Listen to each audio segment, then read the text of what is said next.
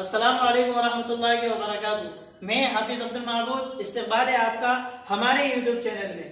آج ہم آپ کو صدام حسین اور ان کی دو بیٹیوں کے بارے میں جانکاری دیں گے۔ آپ آخر تک بنے رہیں اور ویڈیو کو آخر تک دیکھیں۔ پیش ہے آپ کے سامنے ان کی انٹرسٹنگ جانکاری۔ دوستو، آپ میں سے صدام حسین کو تو تقریباً سبھی لوگ جانتے ہوں گے، اور اس بات میں بھی کوئی شک نہیں ہے کہ صدام حسین کو دنیا کے لوگوں کی طرف سے الگ الگ انداز سے دیکھا جاتا ہے۔ کوئی ان کو ہیرو مانتا ہے تو کوئی ولن بھی مانتا ہے، مگر وہ ایک بات جس پر سبھی لوگ ایگری کرتے ہیں وہ یہ ہے کہ صدام حسین پچھلے 60 سے 70 سال کے بیچ مسلم اتہاس کے سب سے طاقتور اور مشہور نیتا تھے۔ یعنی پچھلے 50 سے 60 سالوں کے اندر پوری مسلم دنیا کے اندر شاید ہی کوئی صدام حسین جیسا طاقتور اور مشہور نیتا پیدا ہوا۔ تیل کی دولت سے مالا مال عراق پر ایک لمبے عرصے تک صدام حسین نے راج کیا تھا۔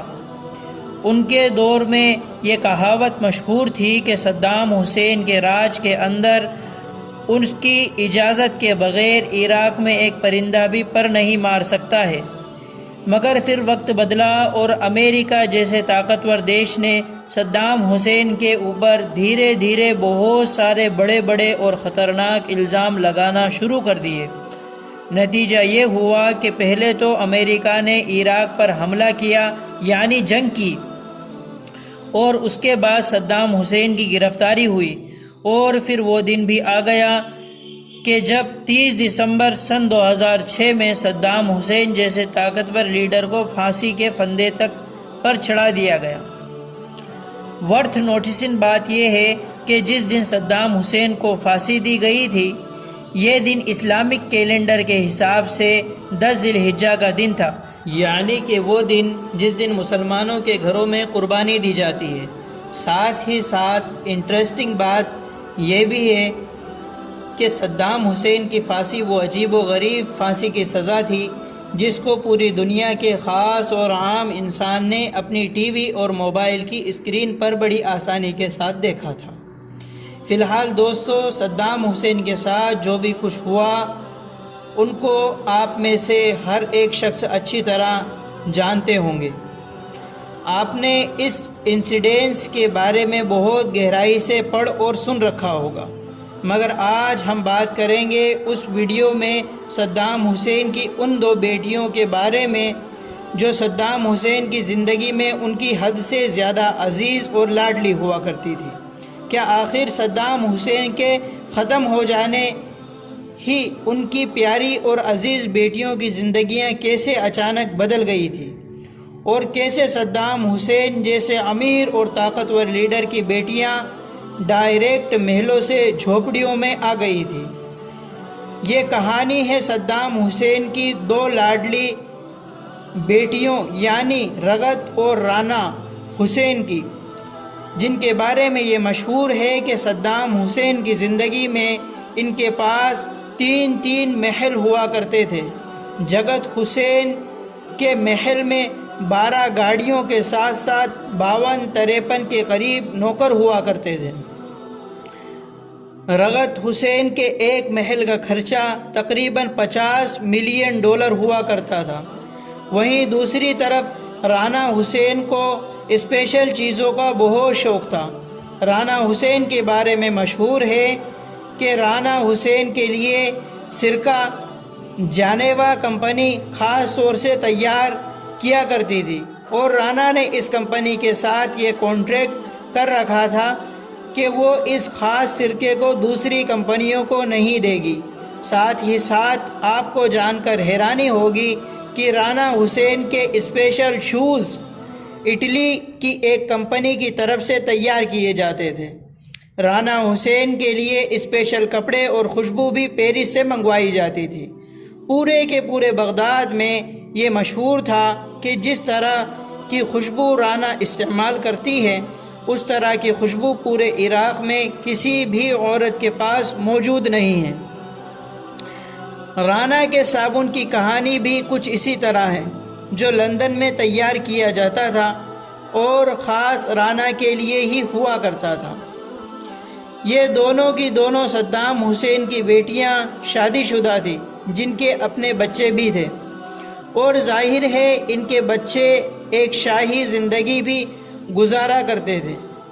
ان لوگوں کے پورے محل ایئر کنڈیشن ہوا کرتے تھے، ایون گھوڑوں کے استبل اور گایوں کے طبیلوں میں بھی پوری فیسلٹیز ہوا کرتی تھی کہ جن گایوں کے ذریعے سے محل میں رہنے والے لوگوں کو دودھ پرووائڈ کرایا جاتا تھا۔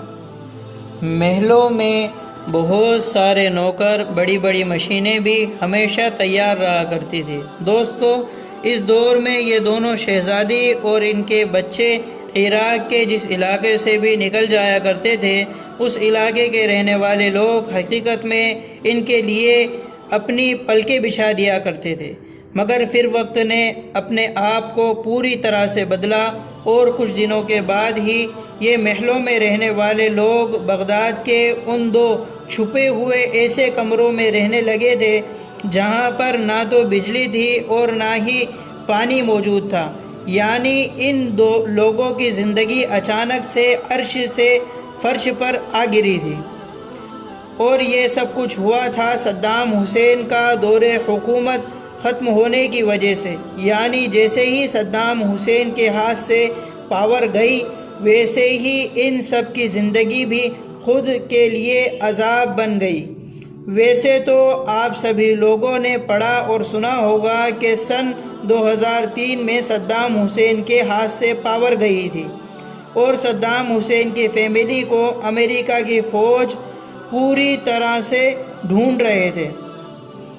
اس دور میں صدام حسین کی ان دونوں ہی بیٹیوں نے جارڈن کی طرف رخ کیا تھا اور جارڈن میں جا کر رہنا شروع کر دیا تھا۔ دوسری طرف جارڈن کی رائل فیملی تھی، یعنی بادشاہ کی فیملی، انہوں نے بھی ان لوگوں کا بڑی گرم جوشی کے ساتھ استقبال کیا تھا اور ان کو اس خطرناک دور میں بھی پوری طرح سے پروٹیکشن دیا تھا۔ اس دور کی بڑی بڑی طاقتوں نے بہت کوشش کی کہ جارڈن کسی طرح سے جھک جائے اور ان لوگوں کو ہمارے حوالے کر دے، مگر لاکھ کوششوں کے باوجود جارڈن نے ایسا کرنے سے صاف صاف انکار کر دیا تھا، اور تب سے لے کر آج تک لگاتار صدام حسین کی یہ بیٹیاں جارڈن میں ہی رہ رہی ہیں۔ دوستو، اس بات میں کوئی شک نہیں ہے کہ ان دونوں بہنوں کے لیے جارڈن آنے سے پہلے کے جو دن تھے، یعنی جب امریکہ نے عراق پر حملہ کیا تھا اور صدام حسین کے ہاتھ سے پاور چلی گئی تھی، جب سے لے کر آج اس دن تک جب تک یہ لوگ جارڈن نہیں پہنچے تھے، اس بیچ کے جتنے بھی دن تھے وہ یقیناً ان دونوں بہنوں کے لیے اور ان کے بچوں کے لیے کسی ڈراؤنے خواب سے کم نہیں تھے۔ یہ دونوں بہنیں جن چھپے ہوئے دو چھوٹے کمروں میں رہا کرتی تھی، وہ ایسے جگہ موجود تھے کہ جہاں تک نہ تو کوئی گلی پہنچتی تھی اور نہ ہی کوئی سڑک پہنچتی تھی۔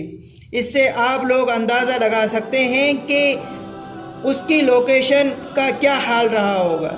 محلوں میں عالی شان زندگی گزارنے والی ان دونوں شہزادیوں اور ان کے بچوں کے لیے وہاں پر نہ تو بجلی تھی اور نہ پانی تھا اور نہ ہی فریج تھا اور نہ ہی بڑی بڑی صفائی کرنے والی مشینیں تھی اور نہ ہی نوکر چاکر تھے، ایون نہ ہی ان کا کوئی حال چال پوچھنے کے لیے انسان موجود تھا۔